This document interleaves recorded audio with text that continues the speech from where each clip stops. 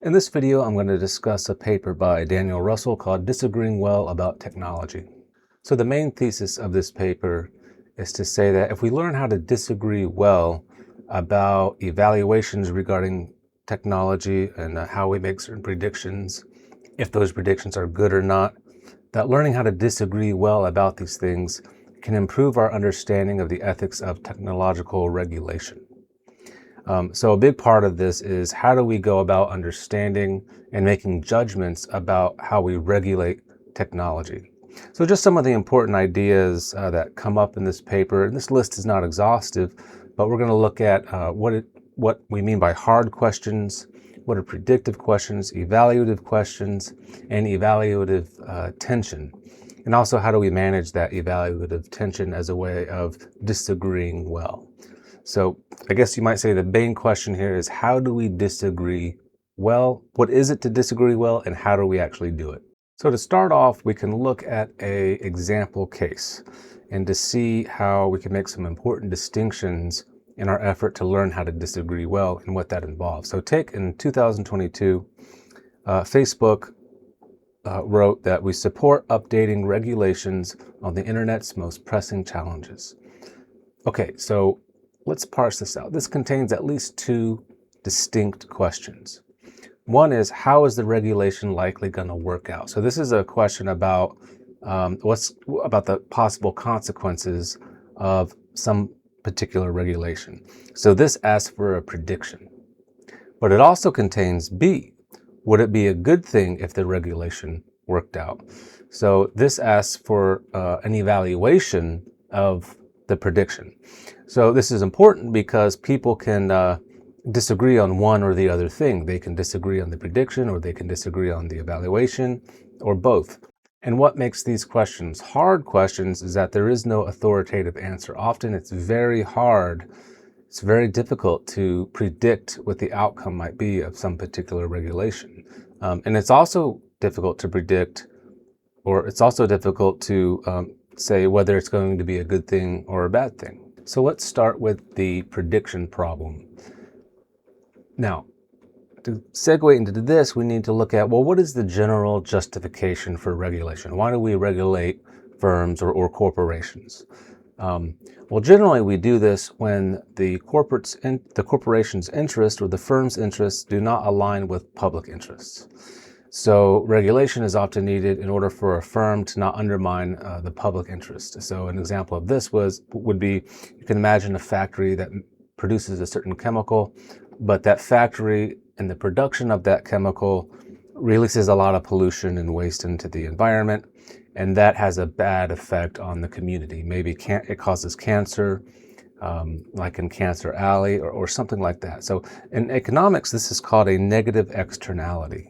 So a negative externality is when, say, a certain economic activity, like the production of a good, has a certain cost to it that is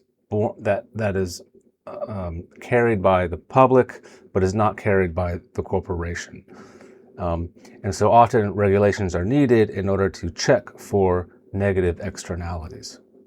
So here the issue is it can often be very difficult to predict when a regulation would be good for the public. And there's a number of reasons here that we'll go into detail here in a second.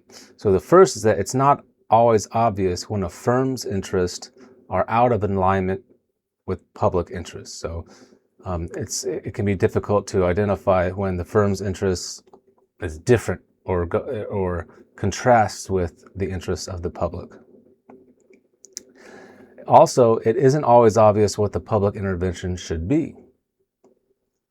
Thirdly, it's not always obvious when interventions will be worth what they cost. Also, it isn't always obvious when a regulator's interests are aligned with our interests. And finally, when complexities aren't obvious, bad laws can get good support.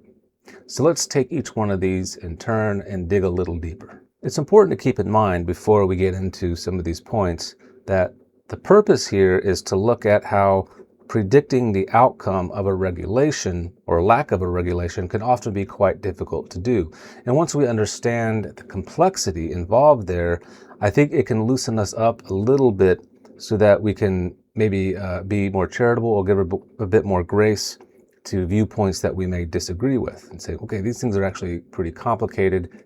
Let's work together to kind of find a solution. So it kind of opens us up a little bit, which is involved in disagreeing well. Okay, so the first point here regarding why it's hard to make predictions is this. It's not always obvious when a corporation's interests are out of alignment with public interests.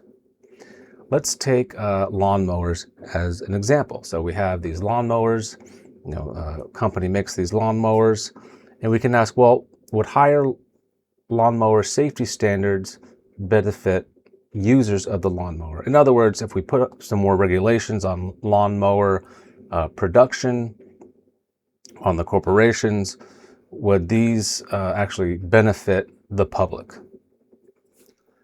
So that's a difficult question to answer. Well, here's a possible prediction. So on the one hand, you might say, well, yeah, if you have higher lawnmower safety standards, then that's going to be better for the public. It's going to keep them safer. Okay. On the other hand, if you think it through a little bit more, it could go like this. Well, more regulations would probably increase lawnmower price. So if you have higher standards, safety standards, that's going to be more costly for the production of the lawnmowers, meeting those standards, which would increase the price of the lawnmower. Okay. Well, if lawnmowers become more expensive, safer but more expensive, fewer people are going to purchase the new lawnmowers. So that would lead to more people having the older, less safe lawnmowers. And so there's actually going to be less safe lawnmowers in use. So here the prediction is, well, it actually seems like it's in both the consumer or public and the firm's interest to not have more regulations under this prediction. So again, the point here is it may be hard to tell if the interest of the public and the interest of the firm align or not. So here's another complication with making predictions about regulations. It's not always obvious what the public intervention should be. So take, for example, tailpipes. Should stricter emission standards for new cars be better for air quality than less strict standards? So at first you might say, well, sure. I mean, it's in the public interest to have strict emission standards on cars, right? That'll lower emission rates. It's better for the environment. It's better for the public, and so on. So that's one way to look at it. Another prediction is actually the opposite. You might say, and this is similar to the lawnmower case. One might say, well, wait a minute. Stricter standards increase the cost of new cars. You're going to have to do more in order to meet those standards, the producer, the car manufacturer.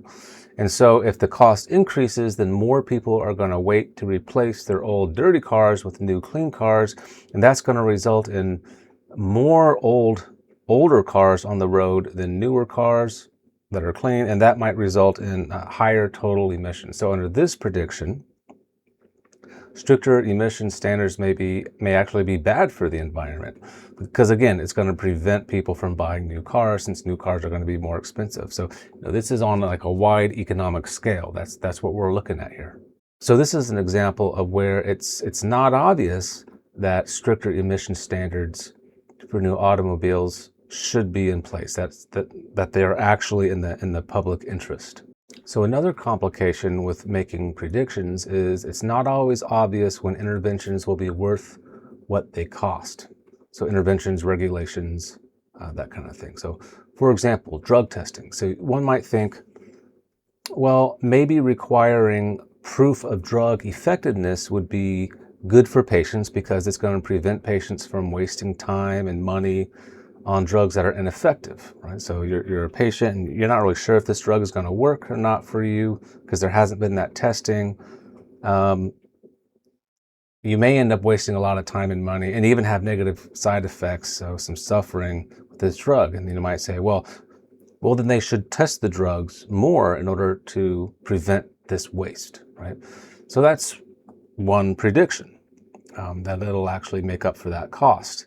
On the other hand, here's a different prediction. Well, it could go like this. The regulation could add so many years to the drug approval process. So in order to have this regulation, it just takes time to prove that it's effective. 5 years, 10 years, whatever. So this is a certain number of years that no one can get the drug. This is time that the drug could not prevent suffering and death. So if the drug isn't available on the market, then nobody can use it, and then you're not going to get any benefit. The public is not going to get any benefit from it. So here, maybe the cost of the delay would be greater than the waste it saved. So this is an example of where a regulation may actually be more costly in this sense. And it's worth keeping in mind, again, that these are just ways of highlighting how it's complex to predict how certain interventions or regulations could play out. And the author is going to tie this in the end when he starts to explain how we should disagree well. What is it to disagree well? Here's another complication. It's not always obvious when regulators' interests are aligned with the public interests. So a couple examples here. First example are scrubbers. So you might ask, would requiring power plants to adopt the industry's best practice for improving emissions, would that be good for air quality? You might say, maybe it would be. Well, in one case where this happened, the regulation caused more of a demand for cheaper high sulfur coal to offset the cost of scrubbers. So the scrubbers, which would help it burn cleaner, were expensive. So to offset that cost, the companies would buy cheaper coal. But this benefited coal in the Northeast. So this regulation actually benefited coal manufacturers in the Northeast. Just so happened this area also had better political connections. So this regulation, it seemed to be more in the interest of Northeast coal companies. So one thing to look at here are certain interventions and regulations. Who are they really benefiting? In retrospect, it's not as hard, but to predict that is more difficult. And again, it just adds to the complexity of predicting the outcomes or the possible outcomes of regulations. Another thing worth mentioning here is regulatory capture. So this happens when a regulatory agency, like the Environmental Protection Agency, for example, which is created to act in the public's interest, it actually comes to be dominated by the industry or the interests that it is supposed to regulate. So as a result, the regulation tends to serve the corporate interests rather than the public interest. So an example of regulatory capture might be, let's say there's a regulatory agency that is regulating tech companies and technological development, but it's run by tech executives. So the people in the industry that it is supposed to regulate is actually doing the regulating. So that's regulatory capture. It certainly happens. And finally, when complexities aren't obvious, bad laws can garner good support. Basic idea here is you might have a law that's going to lead to bad consequences. It may benefit maybe bad actors, but for other reasons, good actors support the law. And they support it because the complexity of the law and of the consequences are just not recognized. So this is partly known as the bootleggers and Baptist phenomena. So this happens when regulations can gain and retain political support from two very different groups, one motivated by moral principles and the other by selfish economic reasons. This comes from a period in the United States that led up to Prohibition, where you have the Baptists who support regulation for moral and ethical reasons, say to ban alcohol or ban alcohol on Sundays. They believed it was morally wrong. So they had these good intentions, these morally good intentions, which actually would benefit bootleggers. So bootleggers also supported the same regulation, but for selfish economic reasons. So during Prohibition or Sunday sales bans, illegal alcohol sellers benefited because the legal competition was restricted. So here we have this regulation that would ban the sale of alcohol, and you have two very different groups supporting this ban.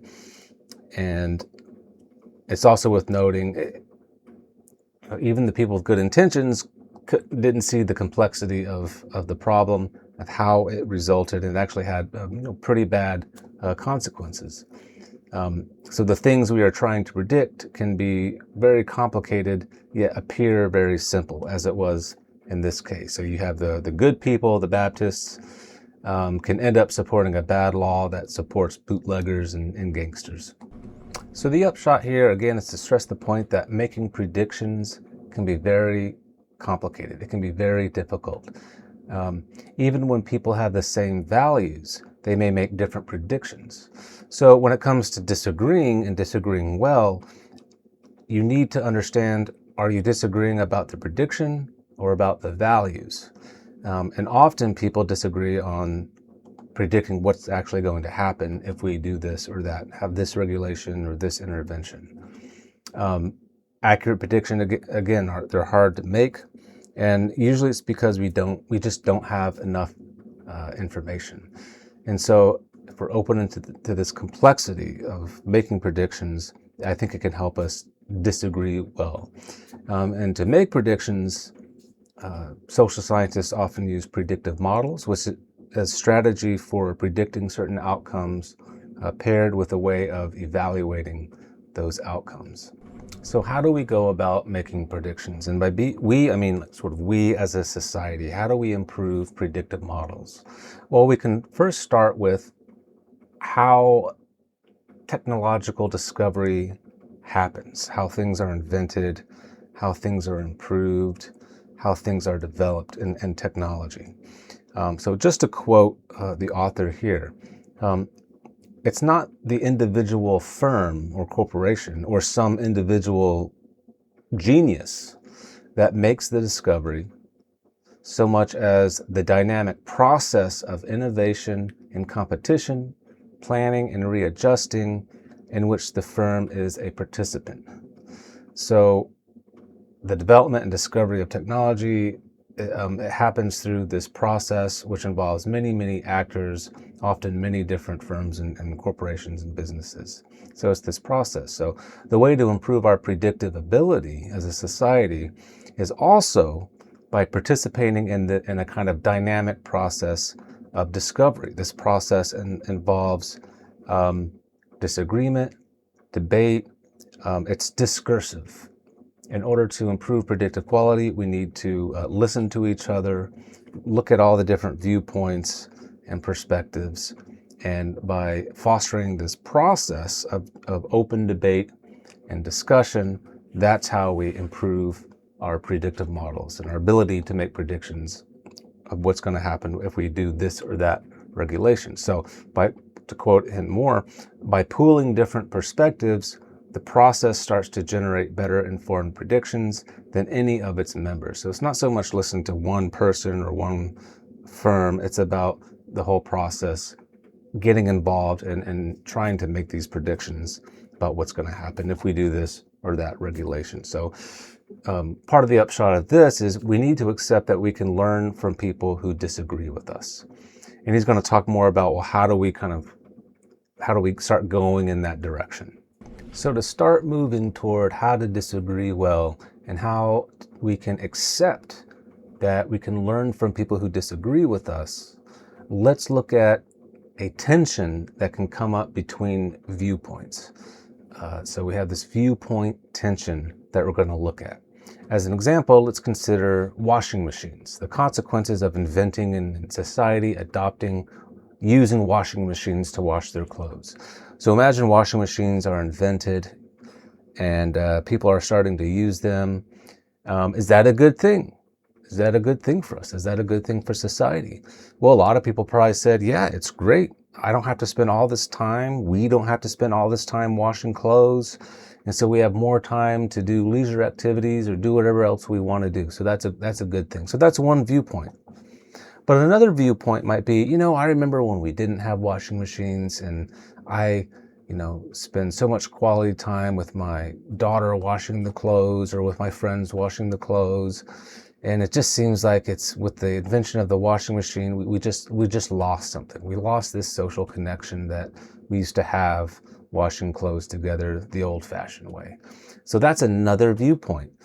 And they both have their merits. So there's this tension between these two different viewpoints. And one thing to keep in mind is that tension can happen internally. You can internally take those two different viewpoints, just as you can take the viewpoint and someone else can take a different viewpoint. So we have this evaluative disagreement. We disagree here. The two viewpoints disagree on whether washing machines have good or bad consequences. And this disagreement stems from this underlying tension between these two viewpoints that compete for attention. So when we have disagreements, a lot of times what happens is when we have disagreements about the consequences of something, you may have these two different viewpoints, and they both have merits, but they're kind of vying for attention. When learning how to disagree well, another important point is to see how disagreement can feel deeply personal. And here's why. People evaluate things differently because of a number of reasons. One is people use different standards to evaluate whether something is good or bad, a policy is good or bad. They care about different things. So for example, imagine some policy that benefits families, like having children, like tax breaks, things like that, at the expense of non-families, individuals. So if somebody just doesn't care about family that much, then they're going to disagree with someone who does care a lot about family on whether to support that policy. So this is a difference in what matters ethically or morally. People may have different standards of evaluating certain things or different values.